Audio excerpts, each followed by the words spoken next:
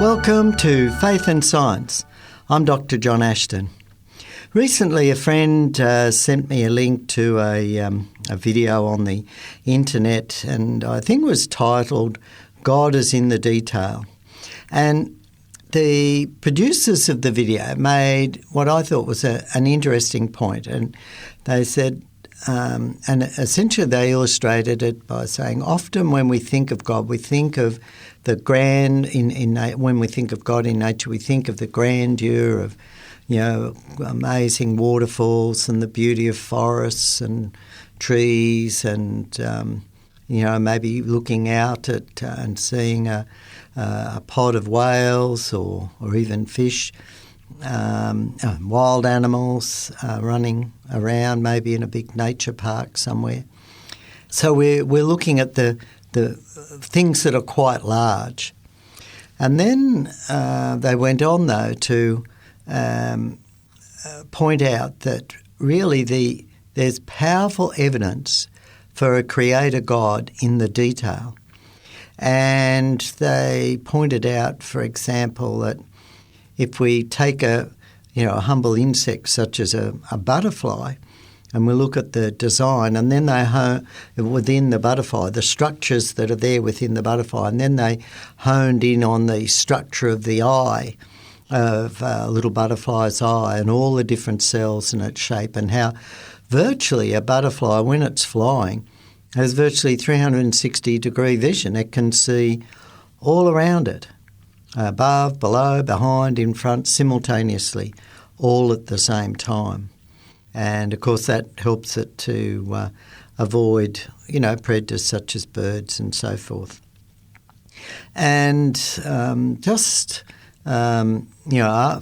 that, as I was watching the news, there was an article about a man who had returned to his Jeep, and he left the windows down on his Jeep, and when he got there, there was a swarm of bees. Bees had swarmed and were hanging inside his vehicle, just above the pillar behind the driver's door. This big mass of bees. So he'd simply gone into a shop at a shopping centre to get some household items. And when he came out, well, what am I going to do? But as fate would have it, there was an apiarist passing, and he saw the predicament and had the equipment. He had a smoker and so forth, and was able to go over and smoke the bees and remove them and put them in a box. And a couple of things jumped out at me there, and that was the amazing fact that just at that time there was this beekeeper was passing just at that time. I know we often talk about providence, but I remember travelling on a main highway where there was a collision between a car, several cars actually, and a truck. It seemed that a car had overtaken another vehicle. One vehicle had overtaken another vehicle, but there was an oncoming car or truck, and it caused one of the vehicles to swerve into the path of the truck, took out the steering on the truck, and this was a great big Mack semi-trailer carrying mining equipment, and the driver had lost steering, had crossed across the road to the opposite side in front of an ammonia truck, which had just missed. And I thought, wow, if it had have hit the ammonia truck, everybody in the area would have been dead. And at the same time, no one was killed in the accident, although the highway was closed for about 6 hours. We were about 2 vehicles behind the ammonia truck.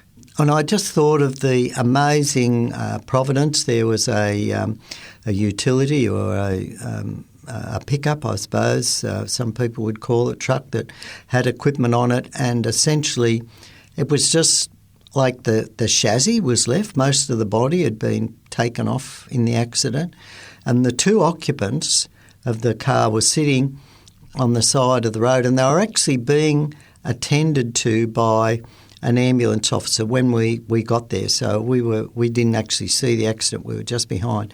But there was an ambulance was following on the other side of the road that saw the whole thing. The ambulance officers were there. The two men in the, as I said, in this pickup that was totally demolished. All they suffered were things like a broken arm, broken rib. They weren't life-threatening.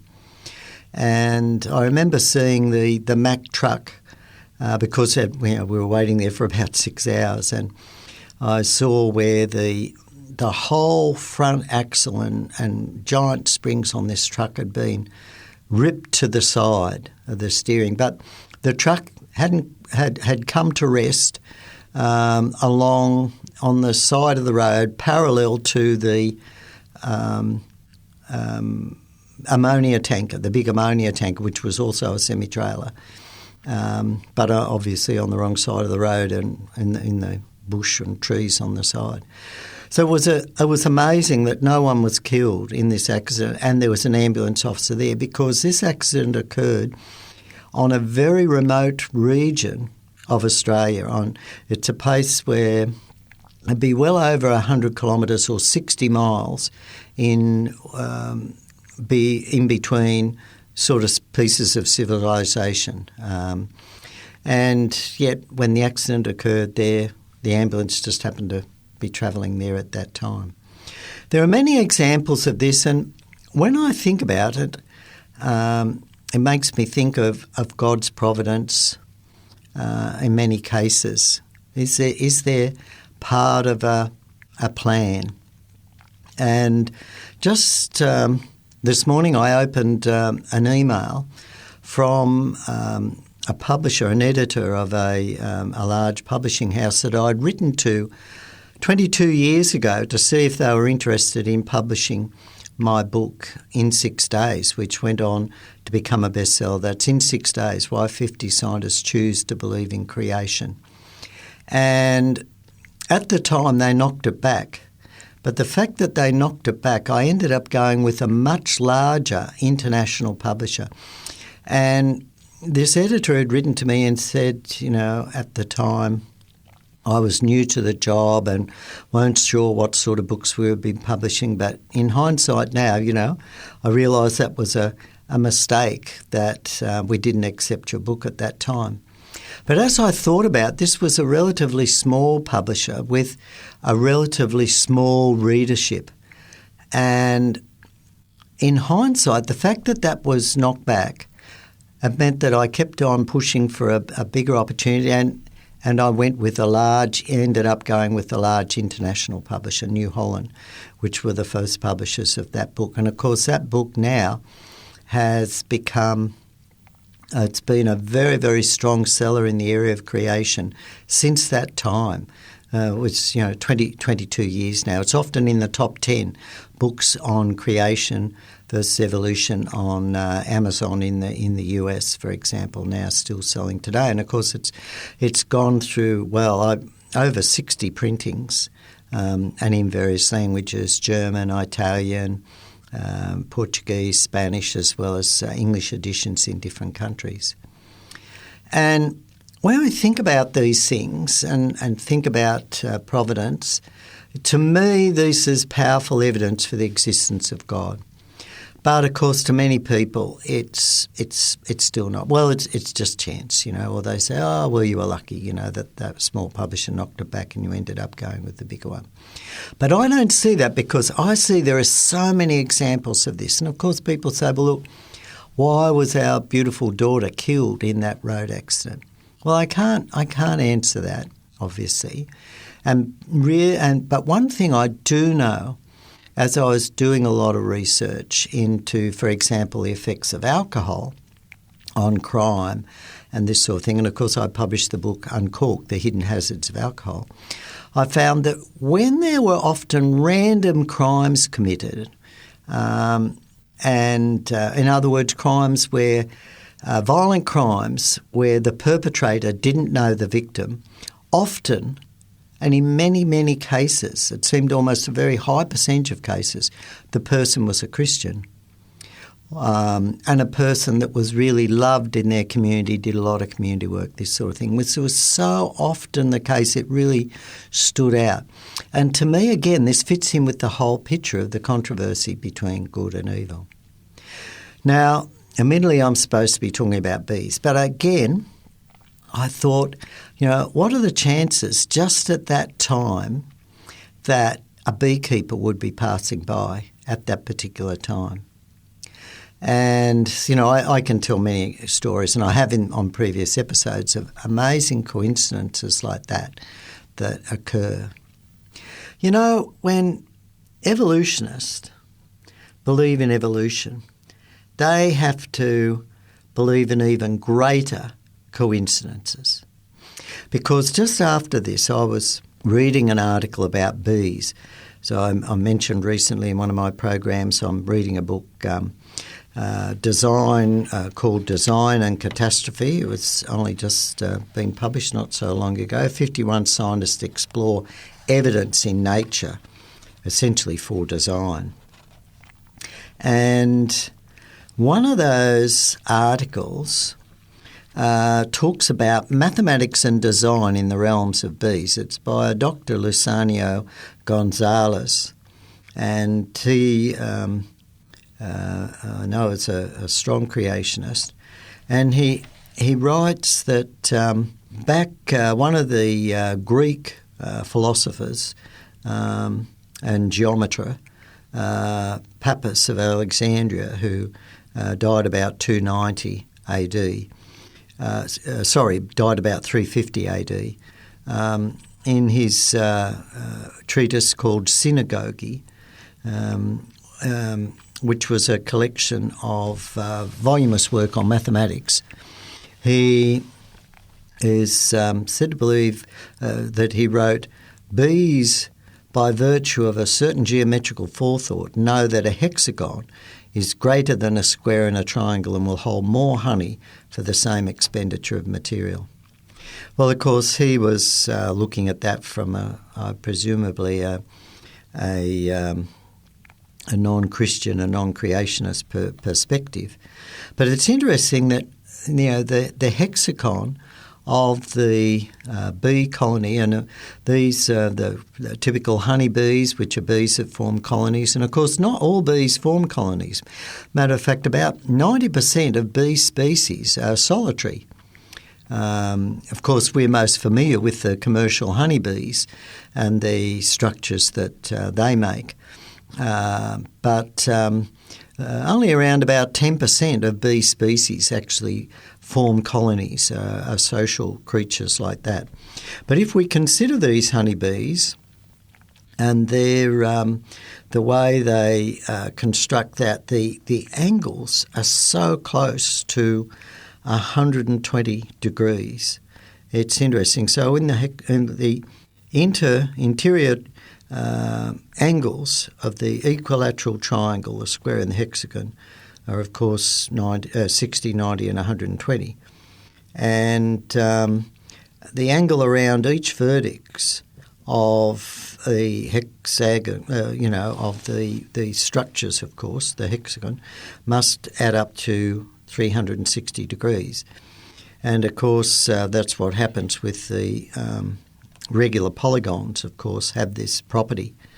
And it's interesting that these structures that the bees made are so accurate and so reproducible. So how did the bee know that that particular shape was the most efficient in terms of its structure to hold the honey that it would produce for the minimum amount of material to encase it? It's really an optimal construction design. And it's fascinating that some of the behaviours that bees carry out can be explained mathematically from the perspective of what they call tessellation theory and optimum housing design. And so this is, again, something that, again, just have so simple, just this hexagonal design that enables the bees to build this really efficient structure with a minimum amount of material that is actually extremely strong. The bees create these hexagonal prisms in 3 rhombic sections. And the walls of the cell meet at exactly 120 degrees. And so what makes this truly remarkable is that the bees work simultaneously on different sections of the honeycomb, which shows by their behaviour a strong feeling of collectivity. But they're building different bits in different parts, but it all adds up and fits together and makes these cells that are only 32 hundredths of a centimetre thick.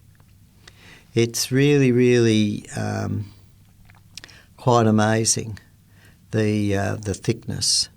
And yet these cells can support 30 times their own weight. And the fact that they use this hexagonal structure, they use less wax. And remember, the wax has to be sweated out. A lot of energy is expended by the bees in making that wax. And so by having these structures, they do less work to enclose the same space as if they were tessellating with prisms of a square or triangular basis.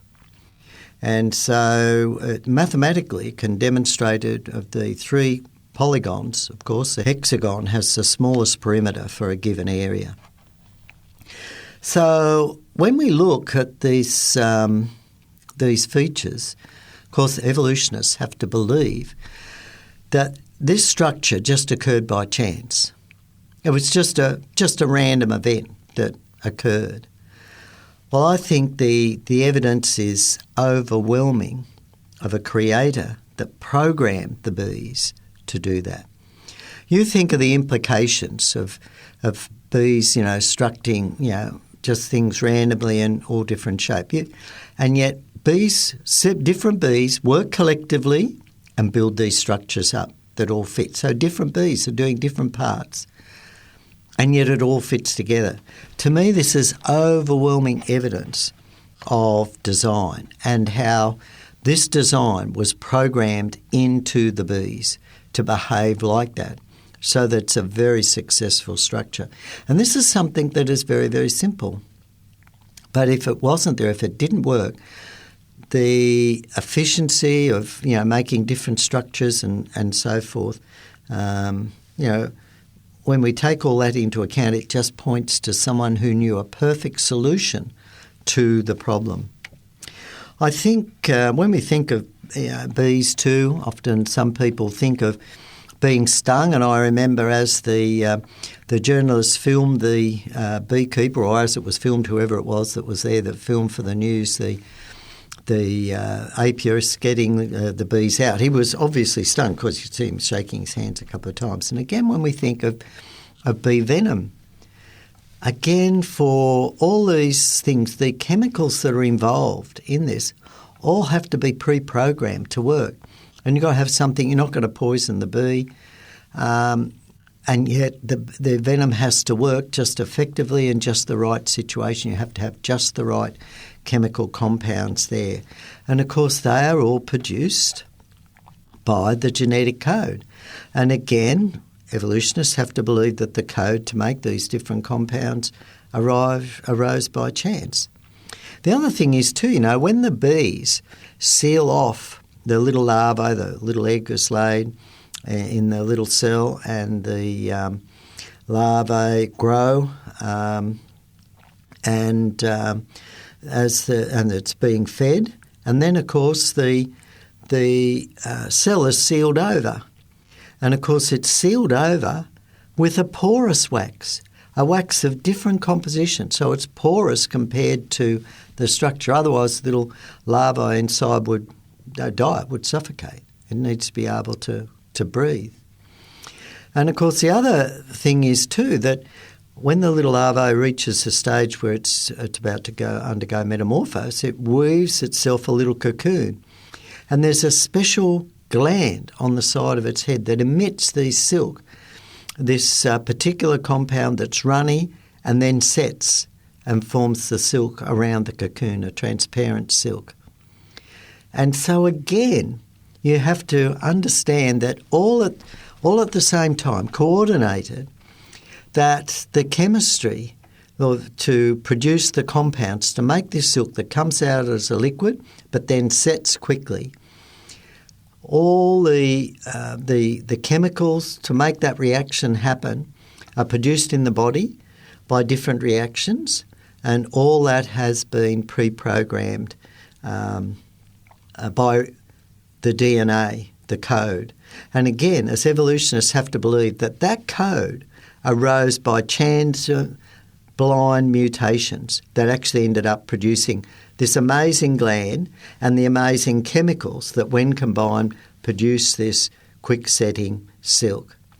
I think when we look at the detail like this, the overwhelming evidence for a creator just stands out, just so abundantly in my mind. There are so many aspects to bees and the bee structure, the beehive, the body of the bee, the eye, all these little structures that form part of the bee that point to an amazing engineering designer. Because, when you think of the body of the bee, and his wings are relatively small, and yet he flies very efficiently. And there's been quite a few studies into that, and the type of bee wings and their body that also gives them lift and so forth.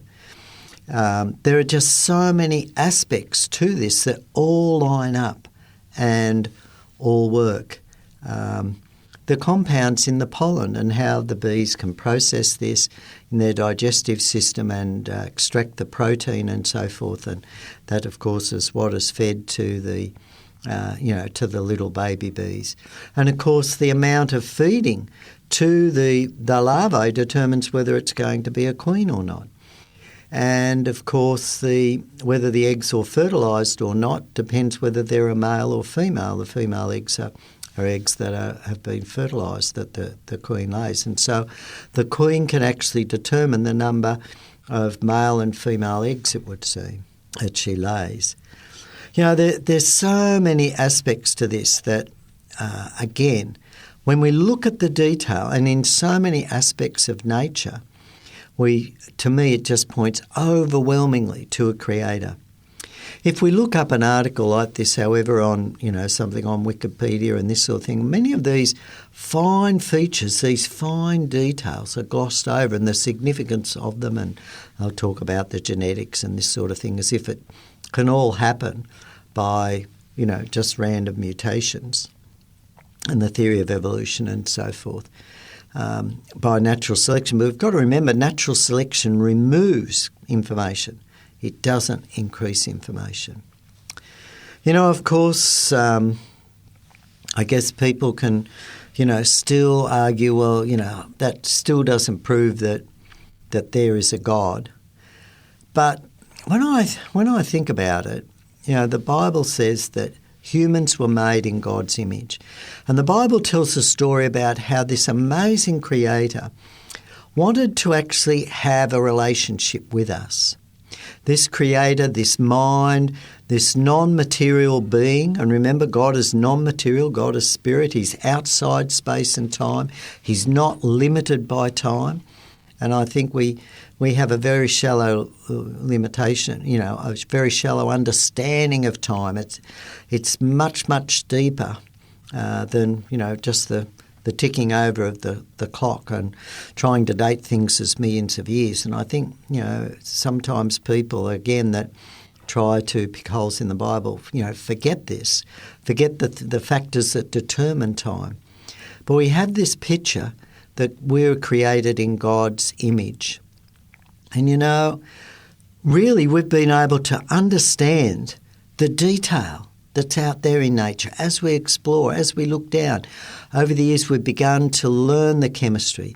You know, if we go back nearly 2,000 years or 1,800 years, 1,700 years, we get to scientists that observed and made these observations in nature, and we reported these intricacies. And it's taken these thousands of years for us to really develop an understanding, to look at the mathematics, to begin to apply mathematics and understand there's so much mathematics involved, and understand the laws of physics and then chemistry. And as we've done this, we've been able to do it through our mind. Bees can't program and design new features. They can't design a new type of architecture. But we as humans can. We're special. We can design architecture. We can learn these facts about a hexagon and hexagonal prisms and so forth, and we can apply it and we can build on it, and we can discover from science, we can learn, we can mimic nature. But bees and that can't. They're limited to that. They're not evolving the ability to, create new types of structures that have advantages. But we have been able to. And to me, again, this is powerful evidence that the Bible account fits what we actually observe in nature. It fits the description of humanity. We can understand the evidence that points to God. And of course, I think that God saw the crime. When you think about it, man has deteriorated badly. For thousands of years we've been fighting one another, we've been killing one another. Good people have been killed by bad people and so forth. And you must think, when God looks down on this, he must be so disappointed and so sad. And it makes so much sense that God should come and live amongst us. Now, if you think about it, if God came down in some spaceship and, a big display, we'd all be in fear and we'd all do exactly what we said. But by God coming as Jesus, as a very humble teacher there, a very poor teacher, and showing the way, we have to make that choice that that's what we want to be. And that then shows our genuineness of heart. If we choose genuinely to accept Jesus' death on the cross on our behalf because we don't want to be that bad person, it separates the people that are just wanting to be good because they don't want to be hurt as to those that that's what they choose. They really want to be good. They really want to be in a kingdom of God that is filled with love. Remember, if you want to re-listen to this program, you just Google 3ABN Australia, or one word, .org.au, and click on the listen button. You've been listening to Faith and Science. I'm Dr. John Ashton. Have a great day.